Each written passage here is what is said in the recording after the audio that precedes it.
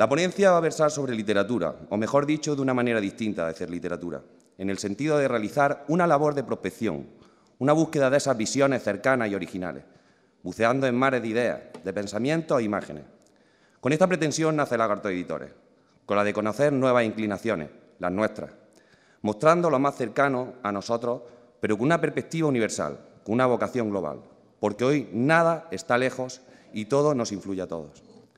Lagarto Editores nace en el Ejido, Almería, cuando una serie de cabezas locas relacionadas con el mundo de la cultura optan por intentar hacer llegar y conocer unas nuevas inquietudes. Creen que habitar en la periferia ya no puede ser una excusa para no manifestarse. Ellos viven allí y no solo en un sentido geográfico, también a nivel creativo y cultural, es decir, a nivel sustancial. Esta ubicación suburbana en ocasiones, fronteriza y mestiza siempre, lejos de hacernos poco interesantes, le otorga una especial idiosincrasia. Lagarto Editores pretende ser un camino literario por el que transiten hasta nosotros todas las singularidades de este lejano lugar. La primera obra que ve la luz en Lagarto Editores será una de poesía, la realidad, el tiempo y los adjetivos. Cuando preguntaron a Juan Manuel Llerena Pachón, su autor, qué quería decir esto, pues fue tan de sopetón que no supo dar una respuesta. Y es difícil, porque para un poeta estas palabras nombran el bello, misterioso, fugaz, angustioso y no sé si soñado paisaje inverosímil de la existencia. Mientras en otros géneros literarios el sujeto autor imagina un objeto independiente de él, un minimundo con hechos y personajes, la poesía lírica, como la música, es una expresión íntima, solitaria, absolutamente subjetiva, una voz sin interlocutor. El segundo proyecto de Lagarto Editores fue Los chicos feos también quieren bailar. Es la primera recopilación de relatos cortos de autores noveles que realiza la editorial, y aquí los autores son un grupo de almerienses aficionados a la literatura que, al hilo de lo que decía al principio, son habitantes de la periferia. Pero hoy las periferias son solo centros más pequeñitos.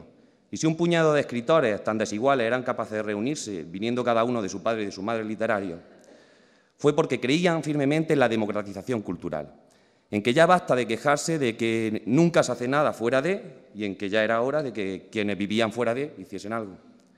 En esta línea han continuado Lagarto Editores hasta la fecha, marcando un estilo que ya se puede decir que es único, un estilo donde lo personal y lo universal se amalgaman para dar forma a un animal literario, tan racional como visceral al mismo tiempo.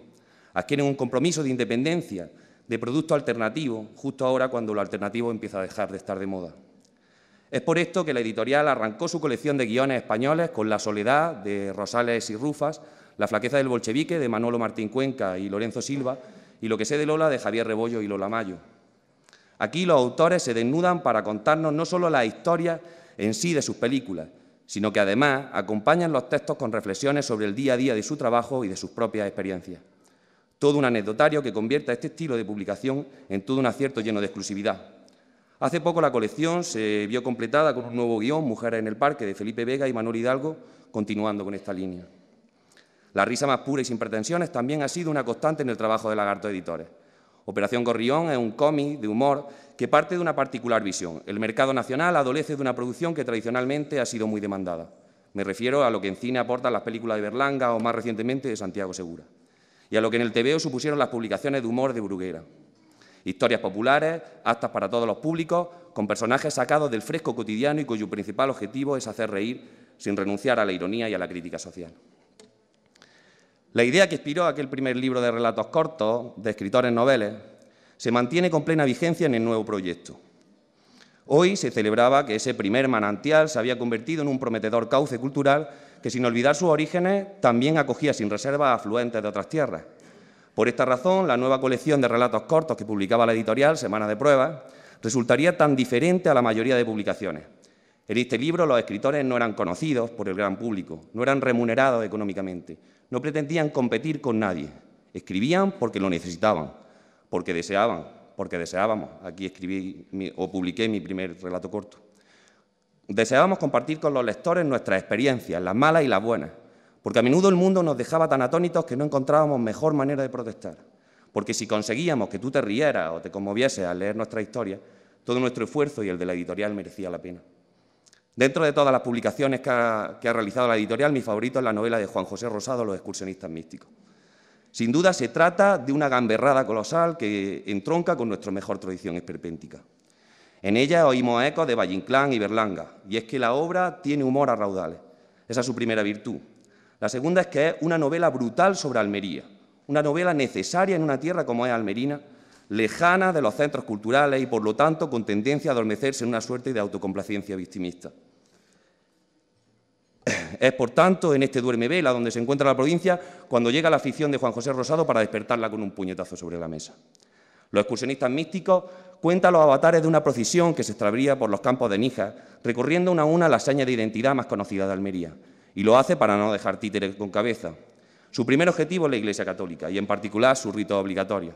La segunda víctima de esta burla infinita, y por ende creo que enemigo de todas las publicaciones que hasta la fecha ha realizado Lagarto Editores, es la peste de lo políticamente correcto, una nueva Inquisición disfrazada con los ropajes del progresismo. Rosado no respeta nada, no pretende quedar bien con nadie y su única intención es hacer desfilar ante sus lectores, como en una especie de danza de la muerte burlesca, los tipos más comunes de esa fauna almeriense, desde el penitente a la prostituta pasando por el legionario. Y es que el Lagarto Editores se escribe con un estilo contenido, que sirve de contrapunto a la desmesura de un mundo rápido que no se para a pensar. Su trabajo fluye lento pero sólido, como en la procesión que narra Juan José Rosado. Absténgase de leer los libros de Lagarto Editores, los intransigentes, los paletos, los cortos de mira, los fundamentalistas, los lúgubres y los pesimistas.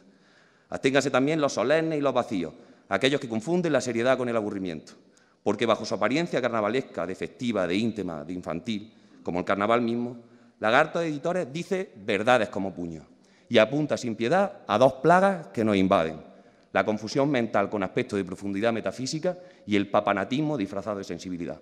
Como diría alguno de los participantes en la grotesca procesión de Juan José Rosado, muerte a la tontería universal.